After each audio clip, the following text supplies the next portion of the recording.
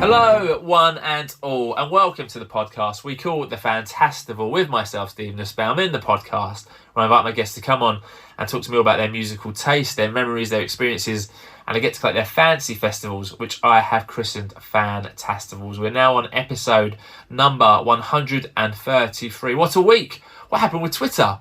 I literally put out a tweet about 132 and Twitter seemed to crumble. So hopefully Twitter is back. Hopefully everyone who follows me on Twitter is still listening, is still with me. It's been a pleasure being on Twitter for the 3 years. I hope it's there for many more years to come. There's so many great new music communities. There's so many bands who've worked so hard to build up their audiences. So I hope Twitter is here to stay. And before we start this one, just want to say a massive thank you to Mercedes and Philippe, who are my last guests in episode 132, all the way from Costa Rica, for the wonderful Las Robertas, who are a great band. If you've not listened to that episode or to the band themselves, please go back and check it out. That band is a superb band. Looking forward, hopefully, to a forthcoming UK tour from those guys. They have been an absolute shining light in 2023, and looking forward to seeing where their music takes them onwards and upwards past the year and into the new one. So that was 132. This week, my guest is back in the UK after 3 weeks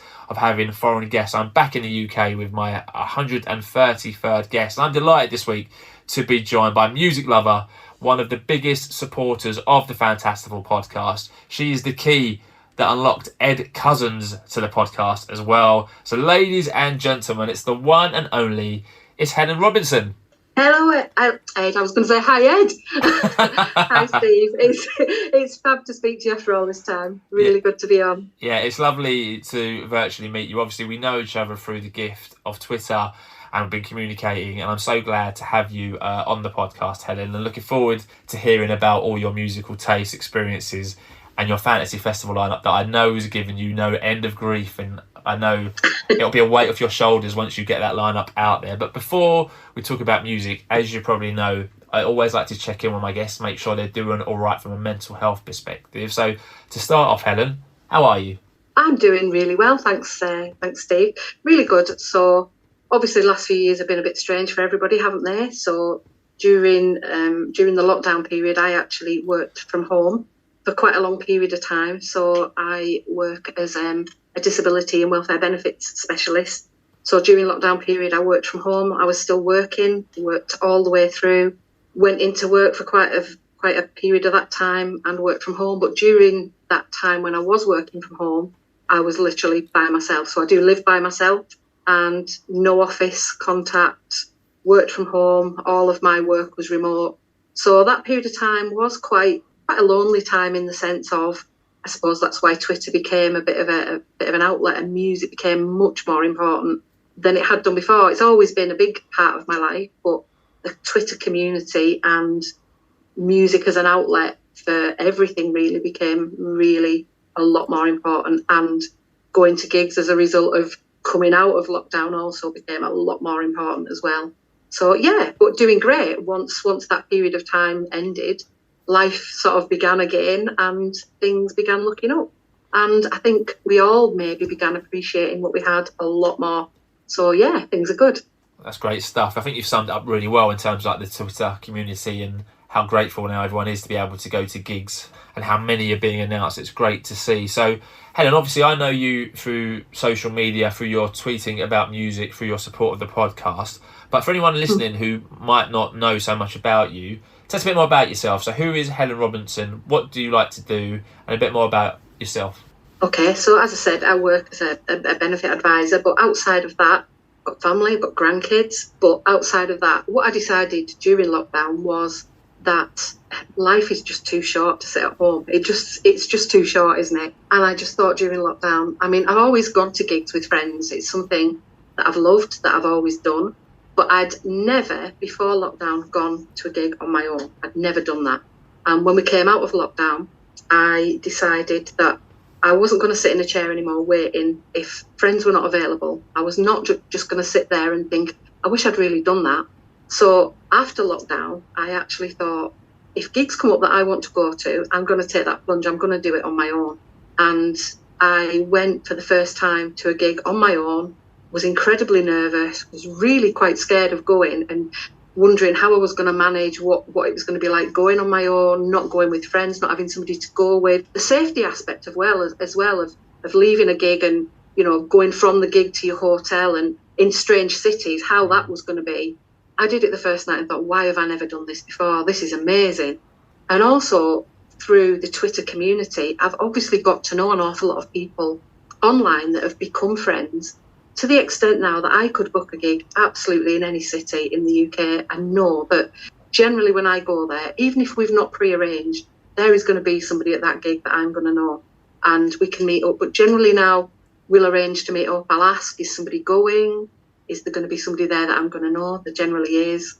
And even if we haven't pre-arranged, I'll get there. There'll be several faces I know. They'll say, oh, hello, we'll arrange something. And there's a room full of people that you know, or you've already got that thing in common, so you soon make friends.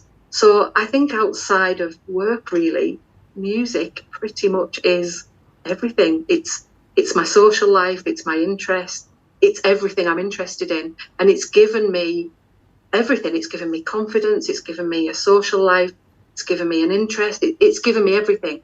So yeah, music is just everything to me, really. Oh, that's my children, my grown boys, so I've got two children, right. 2 grown sons, and one likes music a little bit, the other's not remotely interested and they don't get it at all. They just do not get it. My young grandkids think it's great. In fact, one of them has just drawn a picture of Nanny and he gave it to me last week and I couldn't believe it when I saw it because there was Nanny and he'd drawn Nanny rocking out at a gig, fingers in the air. And I said, what's this that you've drawn as well? And he said, oh, Nanny, that's the bar. Everybody needs a bar. And I just thought, crikey, if I'd have drawn my grandparents when I was 8, I wouldn't have drawn Nanny rocking out at a gig. So I thought that was really cool, that was their impression of me. So that's how they see me. And I guess that's kind of how I see me as well. That's me and my life is music. So yeah, that's who I am, I guess. Somebody that appreciates music, that loves music, that goes to gigs, that shares my love of music with everybody else and meets like-minded people. And I think as well, before Twitter, I guess, I had friends that kind of like some music, but maybe not might have had the same taste in music as me. So although I had people to go out with that liked music, they had other interests and perhaps partners and things like that. Through Twitter and the new music community on Twitter, I found sort of like-minded souls, people who like the same things as me. So through Twitter, I found that community, people who like the same things that I wouldn't have found in that very small community that you live in, that closed community of people that you meet through work and socially and that kind of thing. So that wider community has given me that wider network of people to find common interests with. That's such a heartening story to hear you kind of talk so positively about your experience. And the whole way through that, obviously this isn't a video podcast, so people can't see you, but you were smiling the whole way you were talking through that, and it was quite it was lovely to watch you say that, actually. So that's thank you for sharing that experience, because that's very personal. You can tell when you're talking about it. So obviously you said music is massive in your life. I think anyone who's listening and doesn't know you is already kind of picked up on that. So in terms of music, Helen, kind of what are you into? What does it for you? So, I mean, I suppose now at the moment, I suppose the bigger hitters really, maybe big to some people and maybe not to others, but I like the Snuts, I like the Coral, the Ratons, Reverend and the Makers, Milburn, Rosa Docks, Royston Club. Other bands that I'm into, like maybe new music people, I love Arcade State, Dictator, Royston Club. I love The Assist, Skylight. I don't know if you've heard of a band called Skydiving Penguins. I don't know if you know them. They've come up a few times on the podcast. I think Joe Adamir has mentioned them, and they've been mentioned a few times on the pod, yeah. So they're fab. I'm really into them. So they've just done a crowdfunding thing to do a lathe cut of their. So they've had an album out for a while on CD, but a lathe cut to get a vinyl of their album. So I've been involved in that. Very into a very local band called Silver Bars. I don't know if you know them. Yeah, I heard of Silver Bars. So Silver Bars. And so during lockdown, I went down this Spotify wormhole, so stuck indoors, and you follow this thing. So if you like this band, you might like this band. And I was following this. If you like these, you might like these. And if you like these, you might like these. And found the Silver Bars a few years ago and thought, oh, out of everybody I've discovered today, I love them, absolutely love them. Followed them up. and sort of had a little look to see where they were based and discovered they were Northwest. And I thought, oh, I'm in the Northwest. Oh, when we get out of this lockdown, I might be able to see these. I'm going to see where they're from. And had a little look, and I thought, oh, I wonder if they're from Preston or Blackpool or somewhere. Followed them up, and I thought, I can't believe this. They're from the same town that I'm from. And I just couldn't believe it because I'm from a little town and nobody's from here. So I've actually seen them loads now. So I've followed them around a little bit, seen them quite a lot. There's another Cumbrian band, Fat Dads, quite a new band. They're quite good, quite into them. The Shop Window, they're just about to bring out their third album. They're really good as well. Who else? Oh, Rian Downey, Sylvie, of course. Sylvie's fabulous. I like Jamie Webster. Went to see Jamie at the Echo Arena, and that was amazing. And like Jamie, I suppose, Jerry Cinnamon. Went to see Jerry at Hampden, and that was amazing seeing Jerry get that response. For Jerry, that was amazing. But I'm not really into those great big massive arenas like that. I prefer much smaller things, but seeing Jerry get his dream, I guess, was amazing. So yeah, anybody like that really, those sorts of bands. You've mentioned some amazing bands so far, wealth of new music talent you've mentioned, but at the moment, Helen, what are you listening to at the moment? A lot of Arcade State, always Arcade State. A lot of Reverend and the Makers since the new album, so since Heavyweight came out, a lot of that. But with that new album, with the launch of that new album, I did actually live my dream. So I did actually go down, and when John announced that they were going to be doing the pop-up shop down in Sheffield, and a friend of mine, Claire, who's a very big fan with myself, she was asked to manage the pop-up shop, and John asked for some volunteers to go down, and I volunteered to go down. So I did go and work 2 days down in the pop-up shop and absolutely lived my dream. It was amazing. It was just... Oh, honestly, it was the best experience ever. So I went down, worked in the pop-up shop for 2 days, and it was so good because we had loads of bands come down and they did acoustic sets in the shop for 2 days. So we had loads of bands down and poetry, there was bands on. So we had all of that going on. And of course, John was in there doing his acoustic sets. So pretty much some of the time, especially first thing in the morning, we had John singing to myself and Claire. I was like, oh my God, if this isn't living your dream, what is? So yeah, all of that sort of thing. So Dictator, Arcade State, Reverend and the Makers. Speaking of which, I mean, thinking about the Fantastival, it was such a strange thing that when Reverend and the Makers announced their acoustic tour that they're doing at the moment, and they were asking for supports for this tour, I'm going to see 2 of the shows next week, and we've got Dictator supporting in Glasgow, and Kieran from Arcade State, and Gillian Macker from Distant Images, all on that one stage. And I said to John that when I was down in Sheffield, oh my God, you've literally got my dream lineup. Yeah. Literally my dream lineup. So my Fantastival is kind of different today to what it might have been, because I'm kind of seeing what might have been a lot of my dream lineup in the flesh next week. So my Fantastival is maybe slightly different than it could have been, because I'm actually going to be going to see it. You get to actually see it, yeah. So when it was so heartwarming to see John and the way he kind of put all of that together, and all the way the new music community supported each other. But I must admit, when I saw the Glasgow date and he was kind of drip feeding it in, and then it was Dictator, and then it was Arcade State, and I thought, bloody hell. And then he was like, Distant Images, like, oh, we're playing that as well. I thought, oh, that is the one to go to. I mean, the London show looked amazing. There were some great support slots for the London show as well, to be fair. And he's done a great job in getting the best of new music from everywhere. So, like, when I had Teenage Waitress on, I think Daniel had just supported him in Worthing.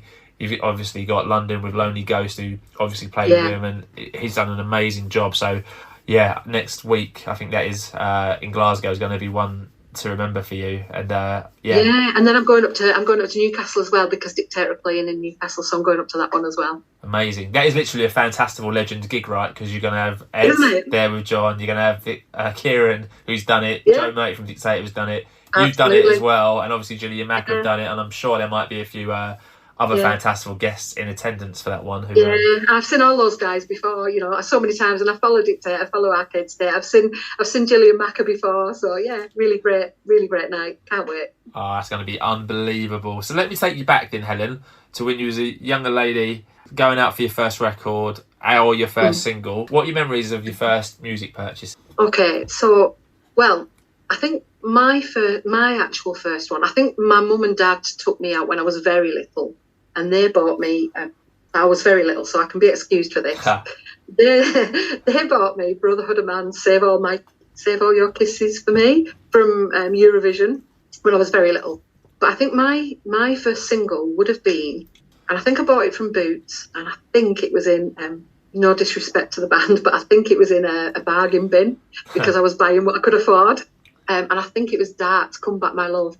And I think I bought that just because I wanted a record and it was something I could afford, and it was been knocked down in price. So not because I didn't like it, because I think I did like it or I wouldn't have bought it. But it wasn't kind of really the music I was into at that point in time. But the first album I bought, I was trying really hard to think about this because it was at a time, so I was quite young when I started buying music. I think when I was buying albums and things, I was around about 11, 12 when I was buying albums. And it was around the time, it was sort of new wave sort of era. So we had a bit of punk and a bit of new wave that was out. And I was buying, it was either one of these, it was either One Step Beyond by Madness. It was either Outlandish Demure by the Police. I had all of these, so it would have been one of these. It was either Fine Art of Surfacing by Boomtown Rats, or it was, so there was Stiff Records, wasn't there? And there was an album, Live Stiffs, and it had Elvis Costello, Ian Dury, Reckless Eric, and I think Dave Edmunds was on there, and I had that album as well. So it was definitely one of those. Was my first long player, if you like. It was one of those. One of those. That was more the music I was into. Or it could have been, there was a Sex Pistols one, Some Product.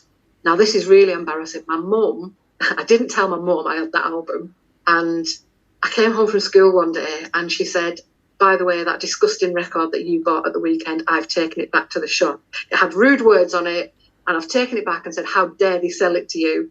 And I was mortified because she'd got me like a credit note. And when I went to spend the credit note, I was so embarrassed. And they said, are you sure your mum will let you have this record? So, yeah, it was one of those records. Would have been my first album. First single, I think, was that, Come Back My Love. All tremendous albums, to be fair. So you've obviously got a stellar taste in music. I think it's fair to say. It was what was around at the time, isn't it? That was what was around, and that's what I liked at the time. Yeah, absolutely. Still do. Sticks with you, doesn't it? Oh, it absolutely does. So this podcast, Helen, is all about getting you to collate your fancy festival. Are you a big fan of festivals? Have you been to many? When I was younger, I didn't really go to them when I was younger. And then I had my family quite young. So when the family were younger, we didn't really do that sort of thing. We didn't have a lot of money, and it was more like Radio 1 roadshow type things back then.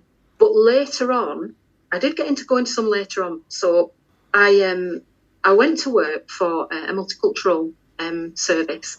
So I was an advisor in a multicultural centre, and I worked there for quite a long time. And we used to organise multicultural events, so we would put on sort of shows and events that could be, so they could be half day, they could be full day, or they could be like weekend events.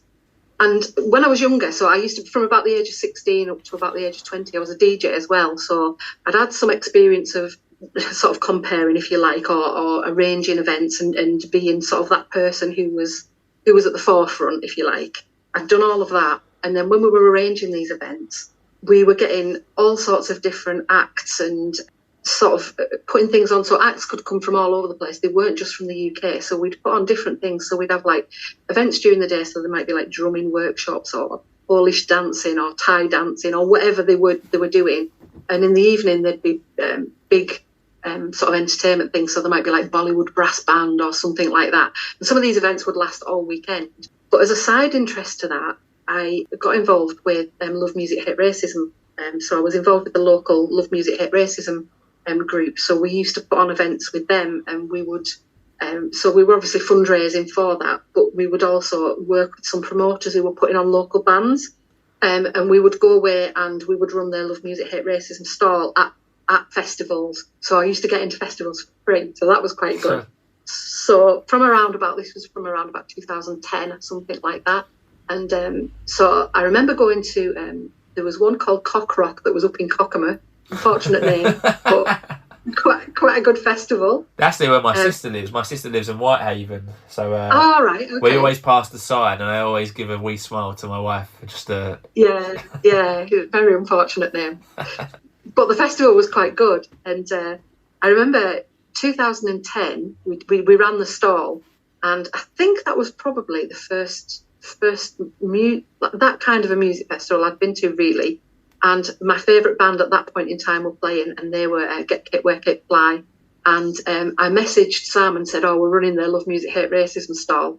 And I'd arranged with the other people that were running the stall with me that whatever was happening at that point in time when they played across the other side of the field, I was going to take time out to go and see that band. And they dedicated a song for us, and that was just amazing. And then the same year was the first time I saw Reverend and the Makers play at a Love Music, Hate Racism event in, I think it was Barnsley. So they were playing at a big music hate racism event in Barnsley, and was really looking forward to seeing Get Kate, Wear Kate, Fly. And I think the headliners were UB40, and they didn't play because I think the drummer had injured himself or something. But Reverend and the Makers were on that, and that was the first time I'd seen. So I knew Heavyweight Champion was out. I knew I liked it.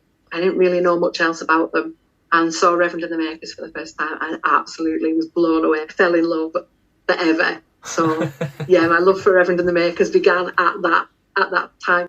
And I think that event was such a strange one because their sound system kept blowing, so they kept having to go off stage and they were raging. And for them, I guess it wasn't such a good event, but for me, I was like, who the hell are these people? This is amazing. I love these people. I immediately went away, found out more, loved them, fell in love with them, loved them forever. So yeah, festival. So last year I went to Kendal Calling last year, but because of my health problems that I've got, I have to be very careful because I can't do a lot of walking. I found out last year that I can't do camping, so I actually had to leave the festival earlier than I'd planned to because I quite struggled a lot more than I thought I would, to be honest. So really I'm kind of looking at sort of day events or things like neighbourhood weekender. So I've done that one, and that's fine because I can go for the day and come away, and I can carry a little stool on my back for when I need to sit, and that's quite often. So I need to think about access, whereas other people can maybe just, or a lot of people can just go and not have to think about those things. I really do have to think about, can I sit as often as I need to? Will I last that full day? Is there going to be somewhere for me to sit? Or can I arrange access? And it's the same with gigs. I have to think about the access, which can give me a little bit of anxiety around arranging access. Some of the bigger gig places are very good. Some are not so good. Same with smaller ones. Some are good and some are not so good. So even sometimes when I've arranged things, you get there and it's not been arranged like you've been told it's been arranged, or a message hasn't been passed on to somebody.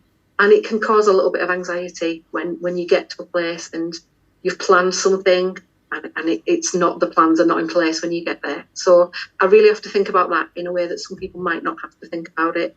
So yeah, I try not to let it stop me, and it doesn't stop me, but it does prevent some things like festivals. I do have to think about that. Like I wouldn't be able to do Glastonbury or anything like that anymore.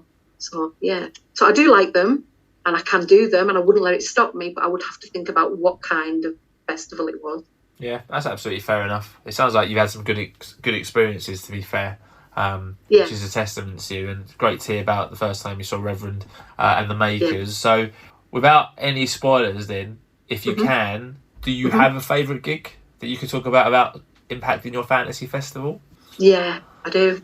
I really do. So, I mean, obviously, I do go to a lot. I go to a lot of gigs, but there's been a few standout gigs, and some of those have been actually due to the place. As I said, because I do have to think about where I'm going and access and things like that. And believe it or not, that access, that accessibility and how you're treated in a venue can add to the experience. So it's not just about the band, and it's not just about how good the band is for me. It can also be, can I see? Can I get a seat? Is it sorted? Is the access good?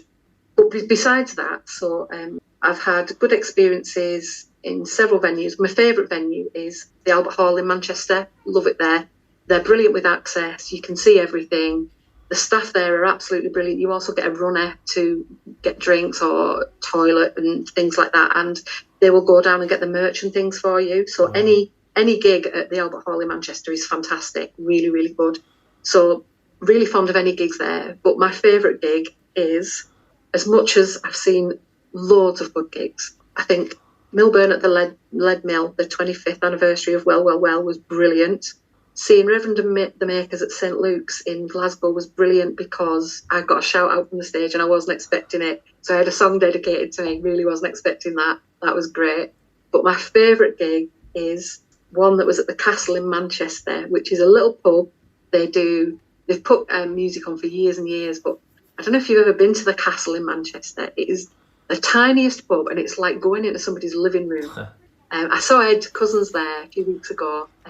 But prior to that, I'd seen Joe Carnell Jr. there, so lead singer with Milburn, and he was the guitarist with Reverend and the Makers. And Joe did a gig there last year, and it was crazy. It was packed to the rafters.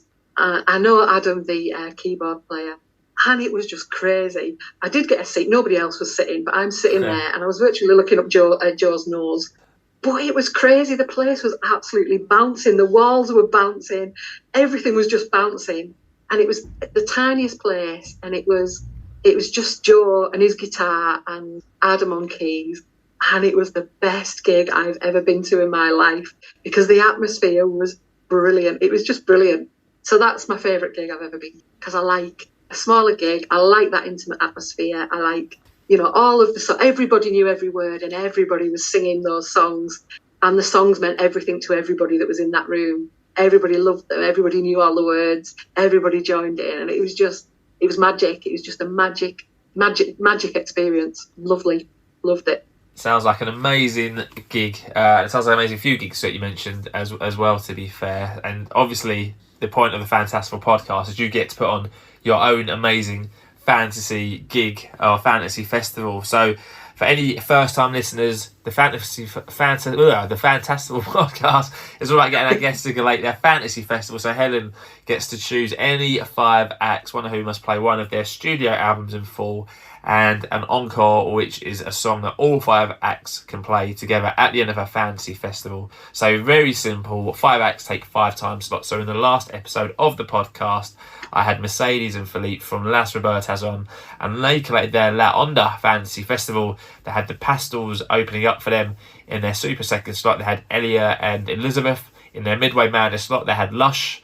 In their pre-headline slot, they had the Dandy Warhols, and headlining their fantasy festival, they had Oasis. And they had all 5 of their acts play pictures of matchstick men together in what was a fantastic fantasy festival lineup. One that is definitely going into the Fantastival vault. So, Helen, before we get to talk about your acts who are making it into your fantasy festival, and I know how difficult that's been, we need to give a name and we need to get a venue for your fantasy festival. So to start off with, Helen, what are you going to call your fantasy festival? Okay. Can we do it the other way around, Steve? Can we do the venue first? Because that will explain more about the name. Is that okay? That is absolutely okay. So as you probably know, Brilliant. You can take us anywhere you want. We can go to Cockermouth, although I probably think we're probably not going to. We go back to the castle in Manchester. We could go to Albert Hall in Manchester. You can take us anywhere in the world. The world is literally your oyster for your fantasy festival, Helen. So where are you going to take us? Oh, I've gone very fantasy with this. Very fantasy. So what we're going to do is we're going to go to one of my favourite places. We're going to go to Wastwater in the Lake District because it's my favourite lake, and I believe it was voted like the nicest place or something in the UK, something like that. But Wastwater is my favourite place in the Lake District. I think it's absolutely stunning. It's beautiful in the winter. It's really austere beautiful in the summer, really austere looking in the winter. I just love it there, and it's got some personal feelings and memories for me as well. So we're going to Wastwater, and what we're going to do is we're going to have a pontoon, like a floating pontoon on the water. So the bands are going to be on the water, and the crowd, us lot, are going to be watching from, there's like a roadside. So one side is inaccessible. It's just all the screes and the mountains all on one side. And the opposite side is like the roadside looking out onto the lake and the mountains. We're all going to be on that side. So the bands are going to be on the floating pontoon. We're all going to be on the roadside. There's going to be some seats for those that need them. There's going to be everybody else standing and just having a great time. But also what happens up the Lake District is there's also a lot of, it's like training for, it's like a flight path for an aviation flight path for pilots. And one of my favourite things to do with my boys when they were young was take them to air shows. So what I actually want from a fantasy festival, as well as the music, we're actually going to have, at the beginning of this festival, we're going to have a flyby with a Spitfire and a Lancaster bomber. And we're going to we're going to decommission some, what they call Hawker Harriers. They're going to come along as well. And they're going to be at the beginning of this fantasy festival. So they're going to open the fantasy festival with my first act as well. So the name of the fantasy festival is going to be Wings and Waves on the Water. So obviously the wings are the aircraft and the waves are the sound waves of the music. I like it. That is amazing. That is amazing. And I can stay at my sister's house because she lives in Whitehaven, so not too far. So everyone's a winner for that one. So you see the aircraft going by, don't you? You see the aircraft flying over the lakes quite a lot, and also they're also on the flight path. But when there is air shows, you often see them flying over, ready to go to an air show. So you often see really nice aircraft going over. So I thought, why not? We'll combine the two. We'll have them as well. That's amazing. So we've got Wings and Waves on the Water taking place at Worcester Water. So you only get 5 acts. I know how difficult it's been for you. You told me before we started recording that you had 4 nailed down, and there's one who's kept changing and chopping. Yeah. So now is the moment of truth, Helen. First of all, before we do the 5, it's time for you to go through your missed acts. Tell us any acts about who you love, but for whatever reason, just aren't joining us or able to make it into your 5. Okay, right. So missed acts. Unfortunately, Arcade State are staying at home. The reason they're staying at home is because I'm actually going to see them next week. All right. So, and I've seen them quite a few times this year, so they're going to have to stay at home this time. Really sorry, boys, but I'm seeing you next week, so, you can stay at home and sit this one out. But you can come. You're invited. Yeah, we'll make sure they get comp tickets. We'll get them comp tickets to. They can definitely come. Same with Dictator. They may have featured as well. So both of those acts may have featured, but they're going to be staying at home because again, seeing them twice next week and then seeing them later in the year as well. So, and also saw them at King Tut's. I've seen them quite a few times this year. So they're going to be staying at home. Who else might have featured? So, one of the acts that was going to be in right up until last minute was John Lennon solo. He was nearly there. He nearly came, but I thought I might get a little bit sad as well as being happy. I might be a little bit sad, and I didn't want to be sad. So I was going to get him to do the album, but I thought it was quite, as much as I love him, and I really do love him, but I thought some of his songs are not that cheery, are they? And I thought the album I was going to get him to play wasn't that cheery, and I thought, while I might appreciate it, I'm giving this to everybody else, and maybe he can sit at home as well this time. Sorry, John. So John's not coming, unfortunately. We're leaving him at home. And I did think about, I kind of wanted the Silver Bars to come as well. I was thinking, when I'm thinking about all of these new sort of music artists that I'm bringing, I started feeling a bit guilty about who I was leaving out. Yeah. So I thought, I'm going to leave you guys at home. You're not coming today. Yeah. All right. Okay. So some big acts missing out. John Lennon's never been picked for a fantasy festival as a solo act. He'll have to wait another week. Obviously, the Beatles been picked a couple of times, but Mr. Lennon has to wait as a solo act. Dictator have actually been picked once before, and obviously we've had Joe on the show, and obviously the Arcade State boys have been on once before, and they were great guests, and we love Arcade State on this very podcast. Actually, Arcade State maybe have been, I think Arcade State haven't picked before actually, so will I. So like I said, you get to choose 5 acts who do make it on to your fantasy festival lineup. So 2:00, it's a lovely day on Worcester Water, Wings and Waves on the water, lovely vibe, and the air show above us is just finishing, and it's time for your opening act to come out and kick off your fantasy festival. So Helen, who's going to be your opening act? Okay, so my first opening act is going to be a guy called Shankar Madhavan, and he's an Indian singer. He's a composer-singer, and I absolutely love this guy. One of my other loves is I absolutely love Bollywood cinema. Love it. And I've been a huge fan of films for a really long time. Love the music. And with Bollywood cinema, you have the singers, so often called playback singers. So you have the music. The actors don't sing any of the music. So you have the playback singers, and then you have the actors. But on top of that, so Shankar Madhavan's had a really long career, and he sings a lot of the music, obviously very, very famous out in India. Some of the communities here might know him, but a lot of people might not know who he is. But he also has like a solo career as well. So he has singles in his own right, and then he writes music specifically for the films. And I like both. So Shankar Madhavan is going to do the opening set for this. And I'm really hoping that what he's also going to do is going to bring with him my favourite Bollywood superstar, Shah Rukh Khan, who can lip sync one of the songs. So I've got a couple of songs that he really must sing in this set. One of them is called Breathless, and that's a single that he's had out. I think it's nearly 20 years old now, and it's kind of sort of wizardry in the studio that makes it sound like there is no pauses in this song. So it doesn't sound like there's a breath taken in the song, but obviously it's studio wizardry, that, and it's just an amazing song. And then the other one that he really must do is my favourite one from the films, which is a song called Moria Ray, and it's, from what I can understand, and I don't understand Hindi, but from what I understand in the film context, it's from a film called Don, and it's a song about the relationship, I think, between Lord Ganesh, if you like, so their Lord or an idol, and the relationship between the idol and the devotee, if you like. But the song's amazing. It's really great. There's lots of drumming in it, and it's a great big sort of festival song. Great song.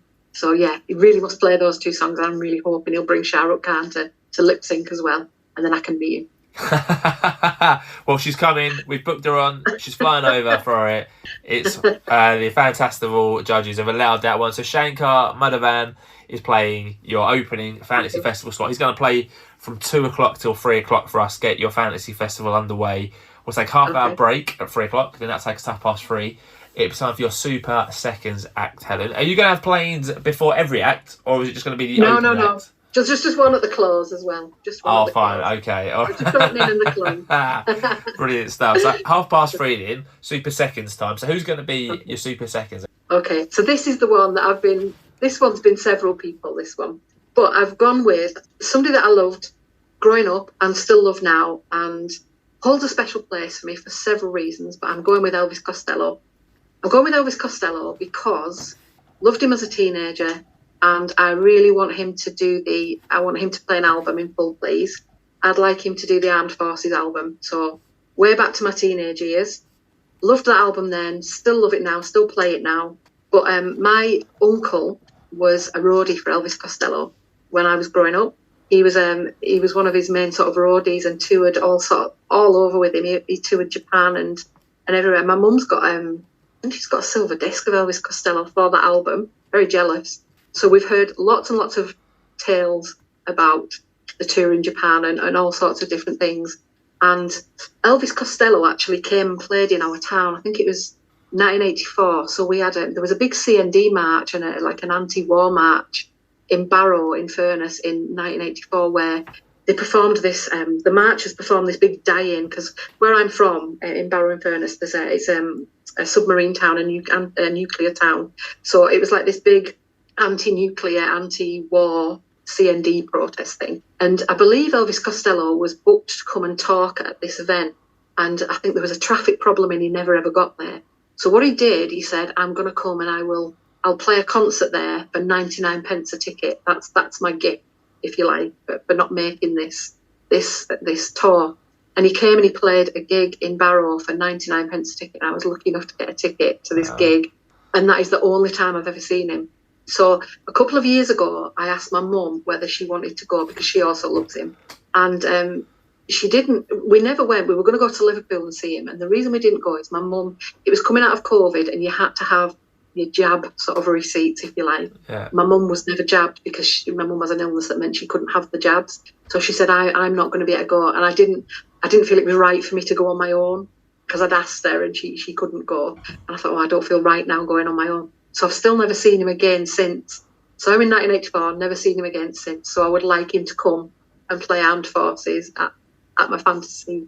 He's doing it. We can do it. I can speak to Ronan, obviously his younger brother, who's been on the podcast, and make sure that happens. So Obviously, Elvis Costello, second time he's been picked for a fantasy festival. Last time, and his only time he's been picked, he was a headliner. This time, he's a super seconds act. I feel like I need to get Elvis Costello on this podcast. I don't know how I'd go. I absolutely love the guy. About getting about it, but yeah, he's got a lot of Fantastival history. So he's going to be your your super seconds act. He's going to play from 3:30 to 4:30. He's going to play the Armed Forces album in full. So we'll take another half-hour break at 4:30. That'll take us to 5 o'clock. It'll be time for your Midway Madness act. So 2 acts down, 3 acts left to go. So Helen, who's going to be your Midway Madness act? Okay. Well, you say madness, and this is why this act is following Elvis Costello and not before him, because it is a bit madness. It's going to be Idols, because I absolutely love them. Still haven't seen them live yet, and I just think they're absolutely amazing. Because when you see them on anything, so I've only ever seen like videos of them live, but they're so mesmerising. I can't take my eyes off them. I've got all their albums, but I would want to see them from a safe space. I want to be in Access. I don't want to be down in that. I don't want to be down in all that craziness. There's no way I want to be involved in all that. But they are so like, they're just absolutely mesmerising. I can't take my eyes off them, because from the minute they start, I mean, even when the songs start, there's a joy in what they're doing, but there's also that sense of doom, isn't there? That first chord from any of the songs, there's that sense of doom from the songs, and everything's just crazy. Everybody goes mad, and the songs are just, I just think they put so much passion into what they do that they're spellbinding. I can't not be spellbound by them, but I love their lyrics as well, and all the songs I love are all about the lyrics for me. So I love their lyrics, I love their message, I love everything they're about, and I just think they would get the crowd going, wouldn't they? And I don't think you could have them and then Elvis Costello. I think it would have to be Elvis and then Idols. So we're going to go Idols. And again, I never discovered them till lockdown. A friend of mine bought me their second album, Joy is an Act of Resistance, for my birthday. I immediately bought the first album and then bought everything else after that. But yeah, I absolutely love them. So I do want to see them. They are high on my list. That is kind of who I want to see, really want to see them. But unfortunately this year they've played festivals and they're playing abroad, so I'm waiting. But I'm really waiting my time to see them. Great stuff. So Idols. I'm sure that'll happen sooner rather than later. So first time the Idols have been picked on the Fantastival Podcast. So you're bringing them into our Fantastival Podcast world. They're your Midway Madness act. The place is going to go mental from 5 till 6 for your Midway Madness act. We'll take another half-hour break. That'll take us to 6:30. It'll be time for your pre-headline act. So 3 acts down, 2 acts to go. So Helen, who's going to be your pre-headline act? Okay, well, this is probably the one you guessed, Steve. Reverend and the Makers. They've got to be there. So we've got to have the Rev. He's got to be there. So I want Reverend and the Makers there, and they can play anything they like. But I would really like them to play a lot of the stuff off the French Kiss in the Chaos album and the new album. But anything else goes. Anything they want to play. I don't care what it is. Just play anything you want, because I love it all. Anything. Yeah. Anything they want. I'm happy with anything. So this might be a surprise, or might not. I mean, they were the band I thought you would go for, because I know how much you love them and how kind of into them you've been. First time they've ever been picked for a fantasy festival. So, oh my goodness. Again, a new act who you're bringing into the Fantastival world. Obviously, Ed has been on the podcast. I feel like John at some point has to do this podcast as well, and I'm sure we'll try and get that sorted at some point. That would be amazing. Yeah, that would be great. He'd be a great guest. He would be. You need to talk to him next week then and go, look, John, I've done it. Ed's done it. All your support acts have done it. Now you need to do it. Yeah, and he's got some great stories. I've heard some of them. He can talk for England, so he would be a great... Yeah, I think I need to try and get in contact with John. However, he is taking to the Fantastival stage for the first time with his wonderful band. They're going to play for 90 minutes. Helen's going to be in Dreamland from 6:30 to 8 o'clock. And that means we'll take 1.5 hour break, and that takes 8:30. One more act to get 2.5 hours to headline Wings and Waves on the Water. So Helen, your first 4 acts have been amazing, but who are you choosing to headline your fantasy festival? It's got to be Bob Marley. So it's Bob Marley and the Wailers. It's got to be Bob Marley. It couldn't be anybody else. I was thinking, well, no, Bob Marley was the first one, locked in, locked down. If I was seeing anybody and I was choosing out of everybody that I would want to see, and we're talking for a long length of time, he's got all of the material there. He's got the range. He's got all of that material. And out of everybody that I would want to see, and that I think would entertain a lot of people, it's got to be Bob Marley. Bob Marley, no question. And I think even John would be fine with going second to Bob Marley. I don't think he'd be second. I don't think he'd be fine going second to many people, but I think even he'd be fine with Bob Marley. So I think he'd be at the side of your stage, nodding away, getting into the music with everyone else. Yeah, everybody loves Bob Marley, don't they? He's got so many hits, and I think, like I said to you earlier, I'm very sort of lyric driven, and Bob's lyrics, and I think the message actually through a lot of my, probably you can see through a lot of the music that I love, it's all lyric driven, and there's a lot of messages in the music I like, and that's the kind of music I like. People that sing about things that matter, that's kind of what I like. So, but who could be more pertinent than Bob, really?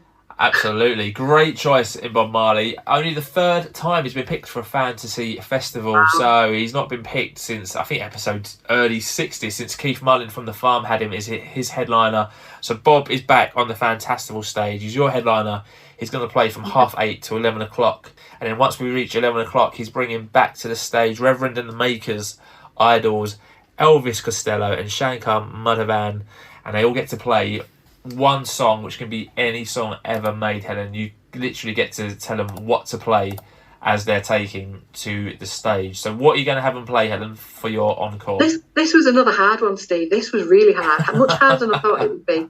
So we're going to have, first of all, we're going to have the Red Arrows as well. They're closing the thing. So we're going to have a fly past from the Red Arrows, but we're going to have everybody sing. It's going to be Bob Marley's Get Up, Stand Up. I think that's a suitable end to the night.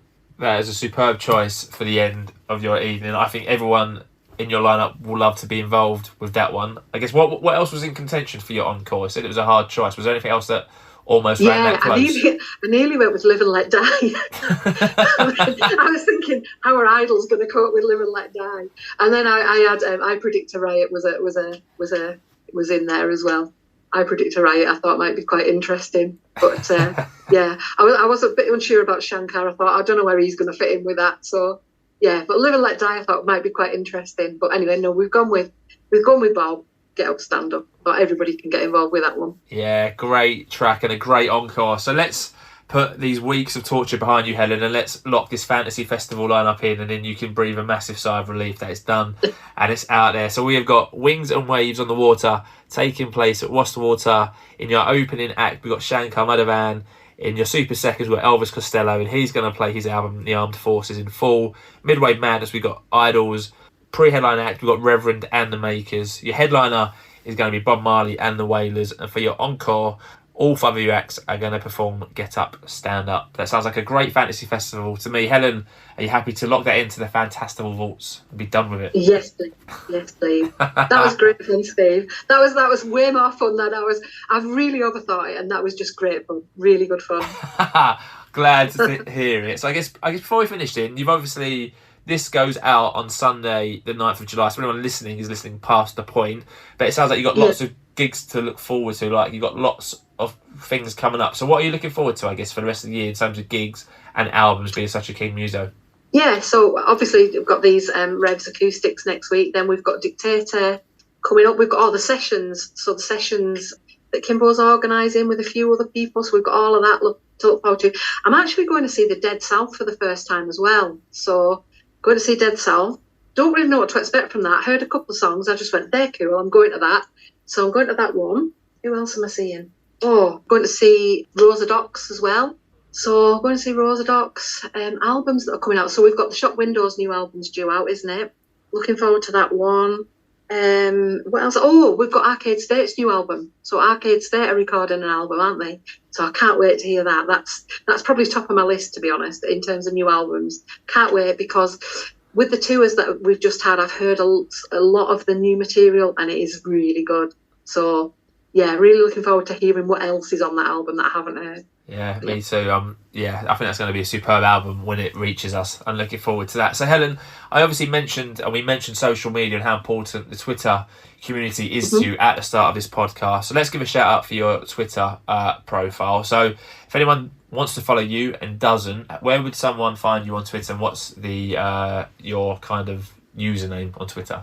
It's at Helen Robinson 67. So nice and easy to find. So if anyone doesn't follow Helen, go and do so. Plenty of great music recommendations and engaging post. So that is it, everyone. Thank you for listening to the 133rd episode of the Fantastival Podcast. And if you've enjoyed this one, you can let us know by doing a various different things. You can subscribe if you listen on iTunes, and you can also review the podcast on iTunes if that's the way you listen. Or if you listen on Spotify, you can rate the show if you would like to do so. And you can also comment on the episode, which would be very much appreciated. Helen's on Twitter, so is the podcast. So if you're on Twitter and don't follow the podcast, make sure to do so, and you can find us at FantastivalP. And if you're not on Twitter, you can also email us at fantastivalpodcast@outlook.com.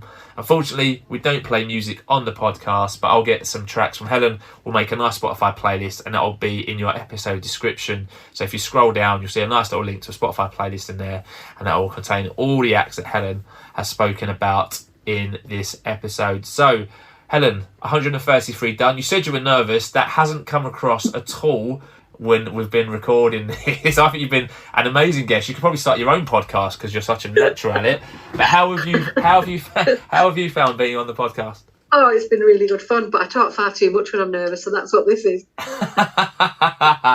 Amazing. Like I always say, the job of a good guest is not to make the host speak, and I've barely spoken this one because I've just been smiling for most of it and nodding back at you. So again, thanks for all your support, thanks for all you do, and thanks for being a wonderful guest on the podcast. So that is it, like I said, for 133. I'm back next week with episode number 134. So please make sure to join me. But until then, stay safe, my Fantastival friends. Please continue to spread the word, and that word is Fantastival. Thanks for listening.